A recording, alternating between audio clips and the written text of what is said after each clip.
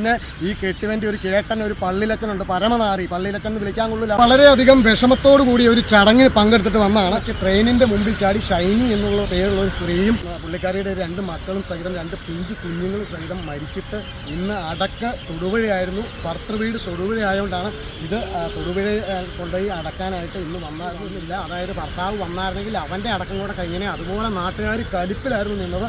കാരണം എന്നാന്ന് വെച്ചാൽ ഷൈനി എന്ന് പറഞ്ഞ സ്ത്രീയെ ഉപദ്രവിക്കാവുന്നതിൻ്റെ പരമാവധി ഉപദ്രവിച്ച് നശിപ്പിച്ചു വെച്ചേക്കുന്നതാണ്. ഈ പെണ്ണിനെ നശിപ്പിച്ചു വെക്കുന്നതാണ് അയലോക്കംകാർ സ്ത്രീകളൊക്കെ എന്നോട് പറഞ്ഞത്. അവിടെ വെച്ച് എടുക്കാത്തതെന്ന് പറഞ്ഞാൽ അങ്ങനെ ഒരു ചടങ്ങിൻ്റെ ഫ്രണ്ട് വെച്ച് എനിക്ക് ഈ ബഹളം വെക്കാനൊന്നും പറ്റില്ലായിട്ട് അവിടെ വെച്ച് കുടുംബസഹിതം ആ പെണ്ണിനെ പരമാവധി ദ്രോഹിക്കാവുന്നതിൻ്റെ പരമാവധി ദ്രോഹിച്ചേക്കുവാണ്. അത് ഒന്നാമത്തെ കാര്യം, അത് ഒരു BSc നേഴ്സാണ്. അതിനെ പണിക്കും വിടാണ്ട് വീട്ടിൽ കൂലിപ്പണിക്ക് ഭായിമാരെ അത് ചെയ്യുന്നതിനേക്കാളും കൂടുതലായിട്ട് അവരെ പണിയെടുപ്പിക്കുമായിരുന്നു എന്നാണ് അയലോക്കംകാർ ചേച്ചിമാർ പറഞ്ഞത്. പിന്നെ ഈ കെട്ടുവൻ്റെ ഒരു ചേട്ടൻ, ഒരു പള്ളിയിലച്ചനുണ്ട്, പരമനാറി, പള്ളിയിലച്ചൻ എന്ന് വിളിക്കാൻ കൊള്ളില്ല അവൻ്റെ അവഗണന. അവൻ എല്ലായിടത്തും ഈ പെണ്ണിനെ എവിടെ ചെന്നാലും ജോലിക്ക് ചെന്നാലും ഈ പെണ്ണിനെ അവഗണിച്ച് വിടാനായിട്ട് അവിടെ വിളിച്ച് റെക്കമെൻഡ് ചെയ്ത് അവനെ ആ പെണ്ണിൻ്റെ പണി ഉപേക്ഷിച്ച് പണി കളയാനായിട്ടുള്ള പരിപാടിയാണ് ഈ പള്ളിയിലച്ചൻ ചെയ്തുകൊണ്ടിരുന്നത്.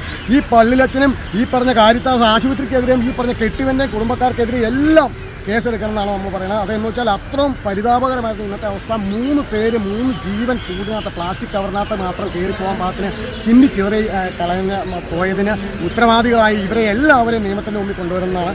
ഒരു ആണാണെങ്കിലും പെണ്ണാണെങ്കിലും ഒരു മനുഷ്യന് എവിടെ ചെന്നാലും അവഗണനയുടെ ഒരു അങ്ങേയറ്റം കിട്ടിക്കഴിഞ്ഞാൽ മനസ്സ് മടുത്തിട്ട് ആത്മഹത്യ അല്ലാണ്ട് വേറൊരു രക്ഷയില്ല എന്നൊരു രീതിയിലാണ് ഇതൊക്കെ സംഭവിച്ചു പോകുന്നത്. ഇതിന് കാരണക്കാരായ ഇവന്മാരെ തീർച്ചയായിട്ടും നിയമത്തിൻ്റെ മുന്നിൽ കൊണ്ടുവരണം. അതിനുള്ള വകുപ്പുകളെല്ലാം ഇട്ട് ഇവന്മാരെ അതിനെ കൂട്ടണം എന്നാണ് നമുക്ക് പറയാനുള്ളത്.